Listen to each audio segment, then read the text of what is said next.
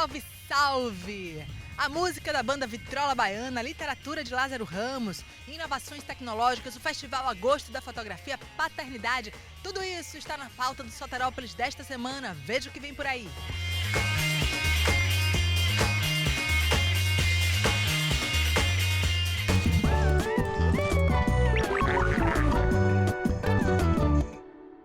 Dia dos Pais é todo dia, né? Tá na hora da rapaziada acompanhar mais de perto, chegar junto das mulheres na criação dos filhos. O Soterópolis conversou com alguns pais que assumem esse perfil.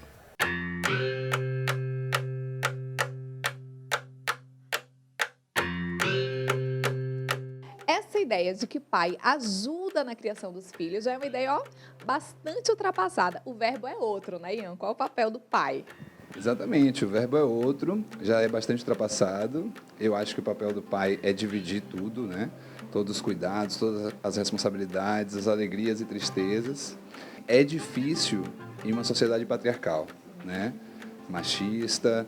Por exemplo, eu tive 5 dias de licença maternidade, né? Minha esposa teve um período bem maior, que ainda é curto, né, para a mulher que trabalha. Então, assim, por mais que eu tivesse ali para ajudar e que eu quisesse dividir as madrugadas com ela, eu sou professor, tinha que dar aula cedo, né? 6 horas da manhã eu já estava acordado. A gente faz de tudo, mas a mulher ainda carrega um peso maior.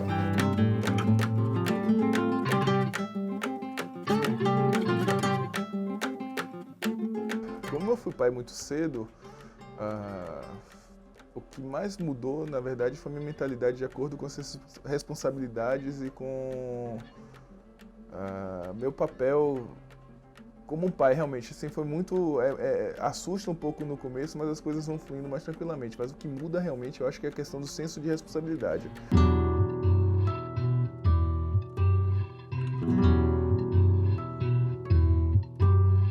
É apaixonado você ter uma criança pequena e você saber que tem fralda, tem leite, tem todo o cuidado que você tem que buscar com ele, atenção.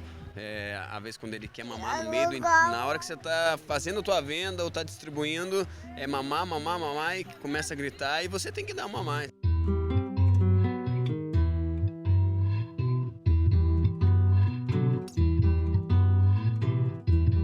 Marcelo, quais são os grandes desafios dessa paternidade? Bem, o grande desafio dessa paternidade é a questão da cumplicidade, né? Você tem que ser cúmplice dos seus filhos. A relação é uma troca. Então, para você formar um ser, você precisa formar o ser da melhor forma possível. Eu acho que, tanto numa relação, vamos colocar assim, dita normal, quanto uma relação entre um pai e uma filha, um filho, deve haver cumplicidade, deve ter um grau de entrega do pai.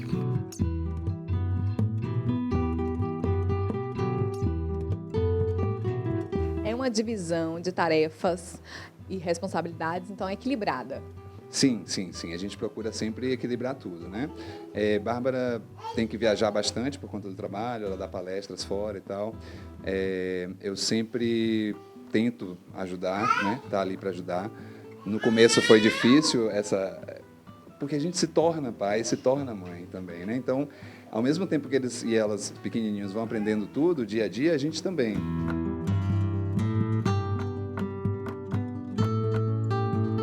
A sociedade está muito acostumada a ver mães solteiras, né?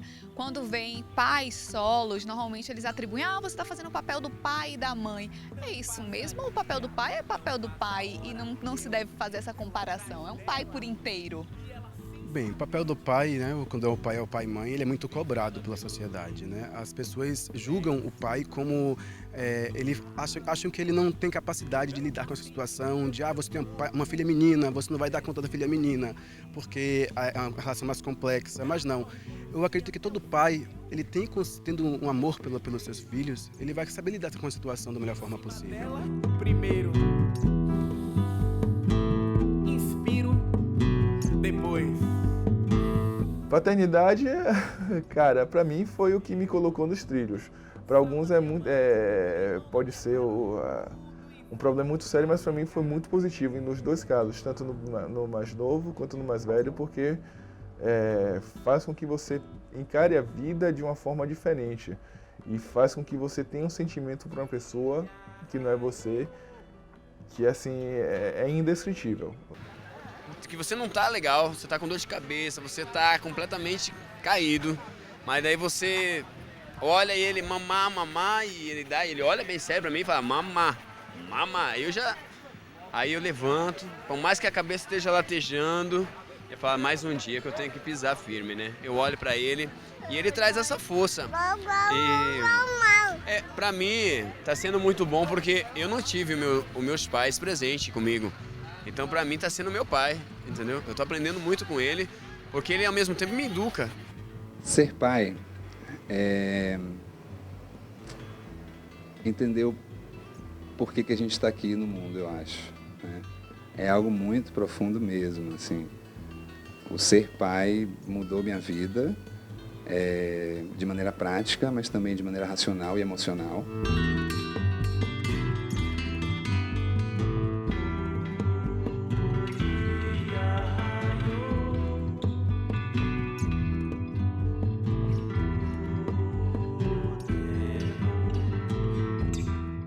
Vamos conversar agora com outro paizão. Ele é ator, apresentador, cineasta, escritor. Estamos falando de Lázaro Ramos. Ele esteve em Salvador para o lançamento de mais um livro infantil.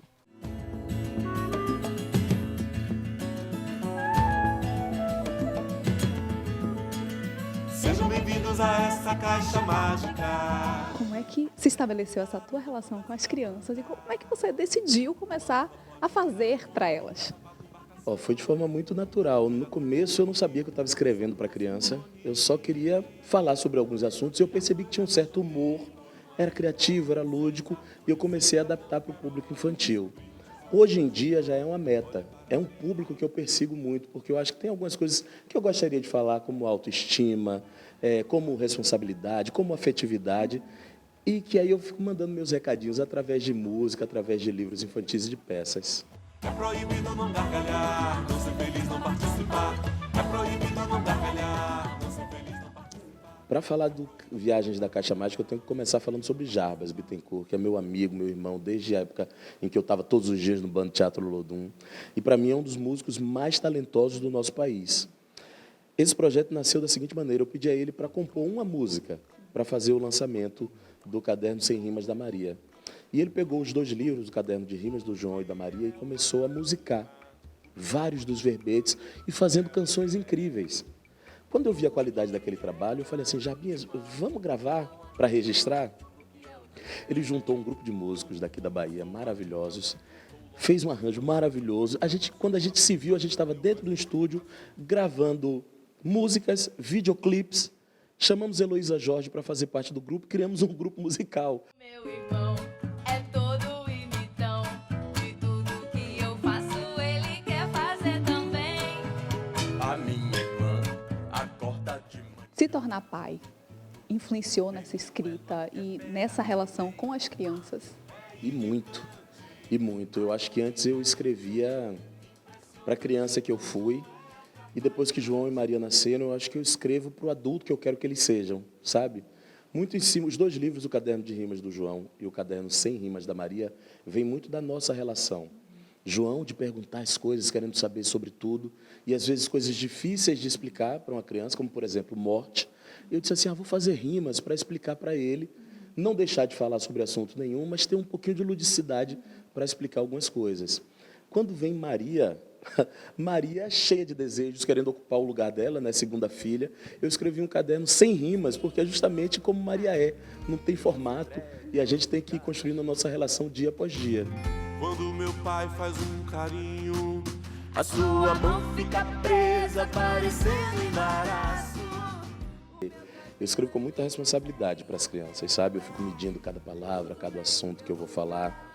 Mas eu aprendi uma coisa que foi muito bacana com a minha primeira editora. Antes de eu publicar o livro, a gente manda o livro para uma escola pública e uma escola particular, sem dizer quem escreveu o livro, para as crianças fazerem as primeiras críticas. E a partir daí eu reescrevo. Isso é um lugar de muito aprendizado, né? A gente, às vezes, subestima as crianças quando vai fazer alguma produção infantil, mas, na verdade, elas sabem de tudo, estão atentas a tudo. Uma luva pode virar um homem, um sapato embarcação. Tudo vira trombone, um cone sobre um ciclone. Agora é hora daquele rápido intervalo, só o tempo de você se alongar, se hidratar, esticar as perninhas e daqui a pouquinho a gente volta com mais Soterópolis. Até já! Chamo o Megalodon pra comer esses bichos, pra tirar esse som. Chamo o Megalodon pra comer esses bichos, pra tirar esse som.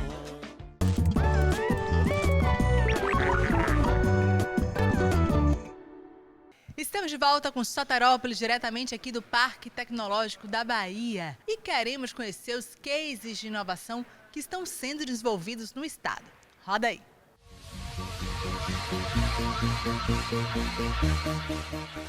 Cristiane, qual a missão dos jogos, dos games que vocês desenvolvem? Então, nós fazemos jogos desde 2010 aqui na Sinergia Games e a gente sempre teve o propósito de jogos com abordagem de desenvolvimento humano. E a gente faz tanto com abordagens da psicologia, da filosofia, como também da mitologia. E é bem interessante ver o feedback que as pessoas dão quando jogam, né? Algumas pessoas, inclusive, passam e falam assim, não vou jogar um jogo com esse nome.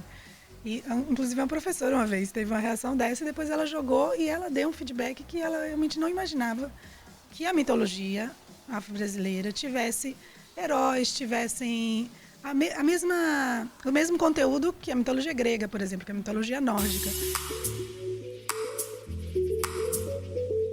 A Topos Informática, ela ainda se enquadra como empresa inovadora, mesmo tendo já 25 anos de vida. A gente consolidou nossa estrutura, nossa mudança de modelo de negócio em repensá-lo. Trouxe a estrutura de uma empresa de fábrica de software para uma empresa de fábrica de soluções inovadoras. Nós somos oceanógrafos e em 2013 nós abrimos a empresa justamente para trabalhar com o mar. Então, qual seria o impacto da construção de um quebra-mar? Qual seria o impacto da construção de um porto, de um estaleiro? Então a gente começou a desenvolver tecnologias que faziam previsões para entender o impacto dessas obras. E trabalhando no setor marítimo, a gente começou a perceber que faltavam dados. Faltavam dados de onda, de corrente, de vento, de maré. E foi aí que a gente realmente avançou e construiu uma ferramenta específica para isso. Então hoje, o iForecast, que é a ferramenta que nós desenvolvemos, ela é um sistema que faz previsões de vento, corrente, onda, maré e analisa a influência que essas condições vão ter em cada navio. Como é que você vê o cenário da inovação no estado? Existe, assim, recursos suficientes para quem tem projeto inovador ter o seu projeto financiado e conseguir chegar ao nível pelo menos do protótipo da sua ideia, do seu projeto inovador. Então eu acho que é um ambiente muito favorável. Bahia se posiciona hoje como o estado quantitativamente mais relevante no termo de desenvolvimento de empresas inovadoras, especificamente de startups, conforme relatórios da Associação Brasileira de Startups. Somos o ecossistema de maior número já no Nordeste.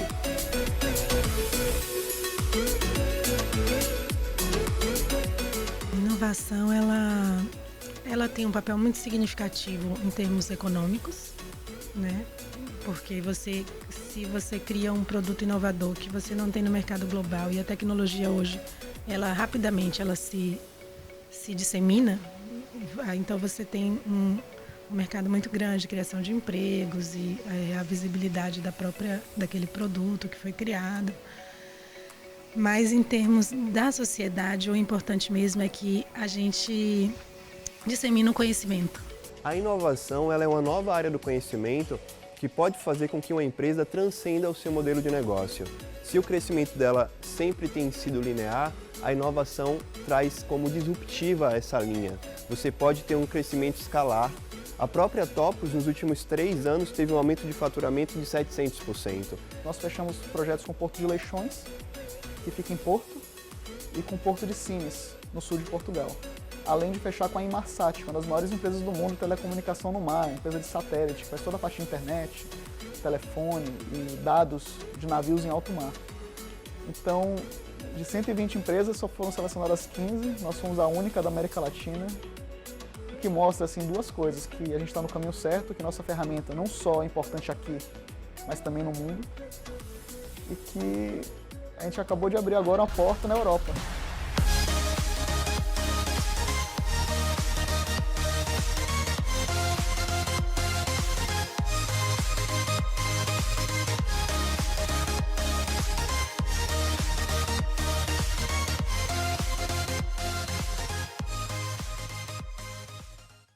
O olhar, o que vemos nos afeta. Este é o tema do Festival Agosto da Fotografia, que chega à sua 7ª edição e a gente foi ver de pertinho quais são as novidades.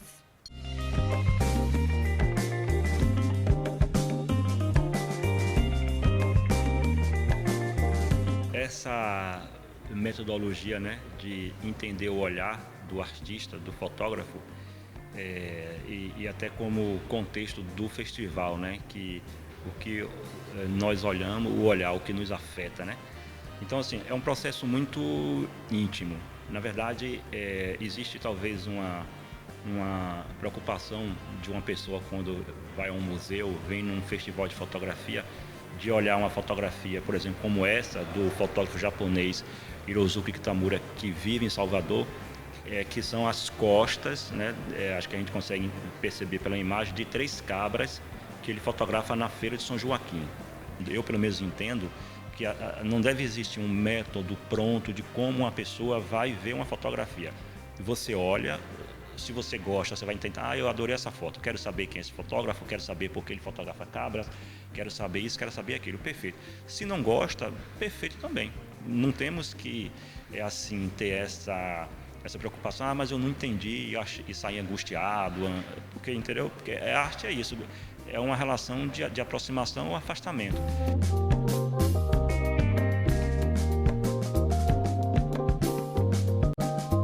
Esse trabalho é a primeira vez que eu estou apresentando ele, né? Ele foi produzido no ano passado, no final de 2018, e é a primeira vez que ele é apresentado ao público. Inclusive, muitas pessoas aqui em Salvador não conheciam a técnica da daguerreotipia, porque é uma técnica antiga, onde o processo de construção da imagem é um processo extremamente complexo. No caso aqui, eu trabalhei com a daguerreotipia usando vapores de iodo. Então, é uma técnica que cada imagem, para ser construída quase um dia inteiro, para você produzir uma placa, né, de daguerreotipia. E desde a sua captura, né, com uma câmera fotográfica de grande formato, passando pela revelação, fixação e depois a montagem.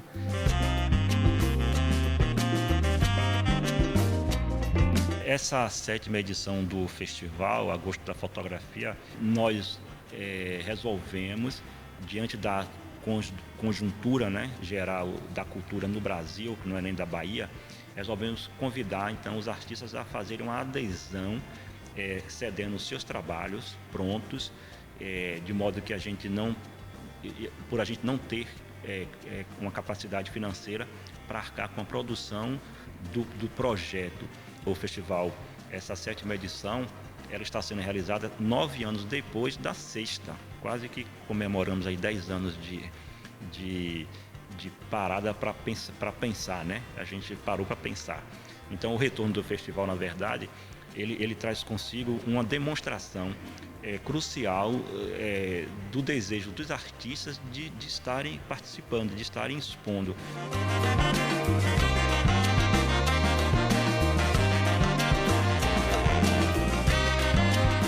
Eu acho que a produtora e o curador, eles fizeram um milagre para conseguir fazer essa mostra esse ano. Então, por isso que eu sinto muito honrada de estar com eles e estar com os outros fotógrafos aqui.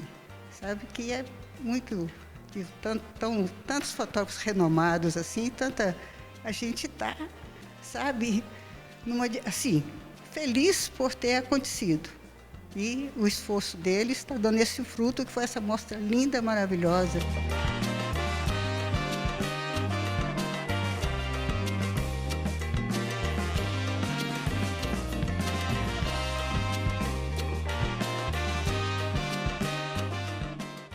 E agora vamos de música, aumente o som para curtir a Vitrola Baiana. Discurso podre, pra sujar ainda mais o que está mal.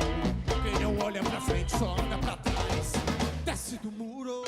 Esta Vitrola Baiana que mistura o groove das ruas com MPB, com música eletrônica. Meninos, como é que é a história da Vitrola Baiana?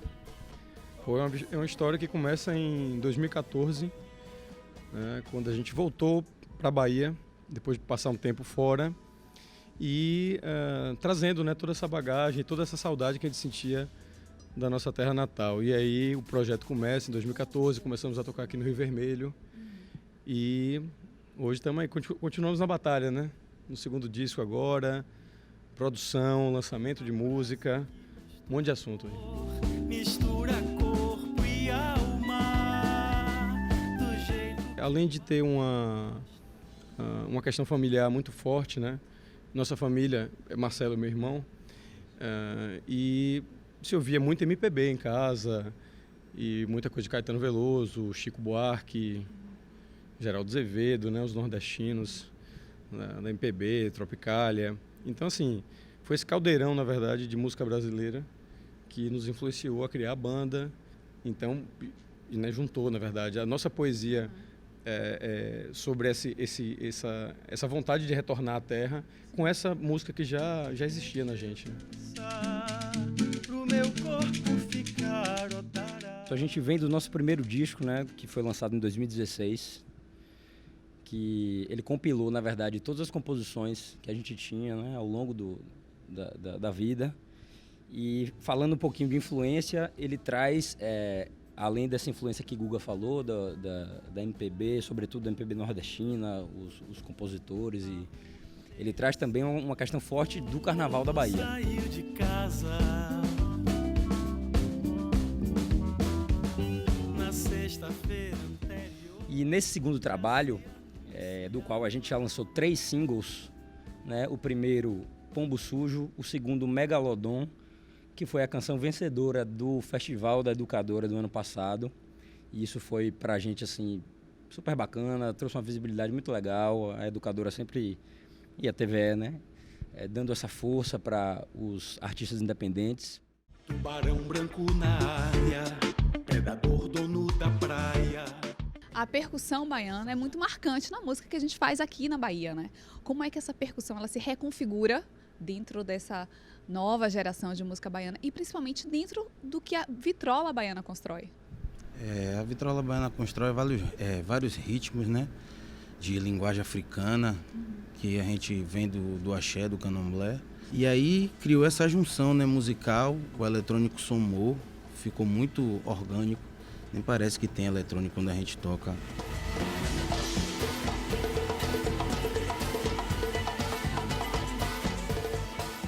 Depois de uma hegemonia muito grande, né, de um ritmo específico aqui da Bahia, axé music,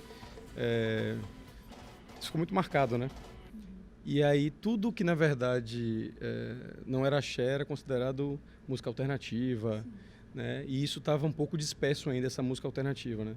Fora, claro, movimentos específicos de rock and roll na Bahia, que foram sempre muito fortes. Mas essa nova música que traz elementos distintos dentro de um mesmo formato, ela, na verdade, ela ainda não tem rótulo, né? Então, e aí chama-se de nova música baiana, o novo movimento musical baiano. Que sempre pagou pra ver, vacilou, caiu na malha, acharam a mala, deu na TV. Chamo o Megalodon pra comer esses bichos. O programa de hoje fica por aqui. Muito obrigada pela sua companhia. Você já sabe, para ficar por dentro de todos os nossos assuntos, basta seguir a gente nas redes sociais, Facebook, Instagram, Twitter. Pode ainda rever toda e qualquer edição da nossa temporada acessando o nosso canal YouTube ou mandar aquele alô que a gente adora, 71-3116-7377, soterópolis@gmail.com. A gente vai, mas a gente sempre volta. E eu espero por vocês. Boa semana. Até lá. Tubarão branco na área, predador dono da praia. O mugungo dessas águas com 1000 navalhas vai te comer. Tem barão de gola alva que sempre pagou pra ver. Vacilou, caiu na malha, acharam a mala, deu na TV. Chamo o Megalodon pra comer esses bichos, pra tirar esse som. Chamo o Megalodon pra comer esses bichos, pra tirar esse som, pra tirar esse som, pra tirar esse som.